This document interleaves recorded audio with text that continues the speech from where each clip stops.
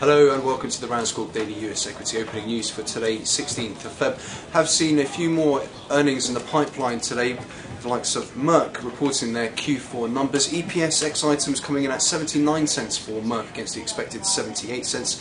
Revenues also coming in at 10.1 billion against the expected 9.8 billion. Company did also reaffirm its forecast for the EPS target. Also, Kraft Foods have come out with their Q4 numbers today, EPS coming in at 48 cents against the expected 45. Revenues, slight miss, coming in at $11 billion against the expected 11.04 billion. Company did also say the sale of its North American frozen pizza assets would hurt annual EPS by approximately 5 cents a share. In other news, HP has won EU approval for its plan to buy 3Com Corp for $2.7 billion, while Intel and Nokia said they would merge their Linux operating platforms Moblin and Maemo to create MeeGo, a Linux-based software platform that will support multiple hardware architectures across a range of device segments. Elsewhere, JP Morgan has bought RBS's Sempra Commodities assets for $1.7 billion. That was confirmed on the wires today. Also of note, Abbott has announced that it has completed its $6.2 billion acquisition of Belgium-based Solvay Pharmaceuticals, providing the company with a large and complementary portfolio of pharmaceutical products and expanding company's presence in key global emerging markets. Elsewhere, for Raytheon, India is in talks with the US government to buy the company's Javelin missiles, according to a company executive.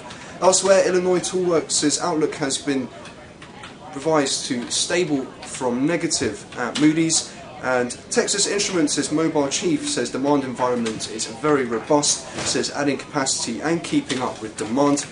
Elsewhere, Simon Property has made a $10 billion offer to acquire General Growth Properties, though Simon did say the offer was not open-ended.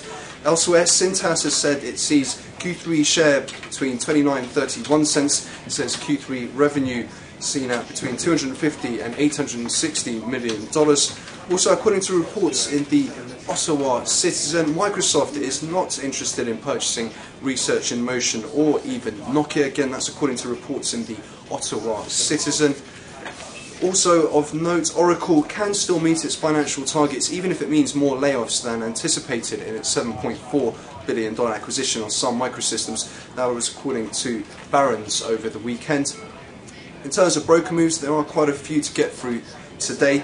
The US telecom services sector has been raised to market weight from underweight at Citigroup. Chevron upgraded to outperform from market perform at Bernstein. Boeing's been upgraded to neutral from underperform at Cohen. Intel, they've been upgraded to buy from hold at Riga, while Comcast, they've been added to top picks live at Citigroup.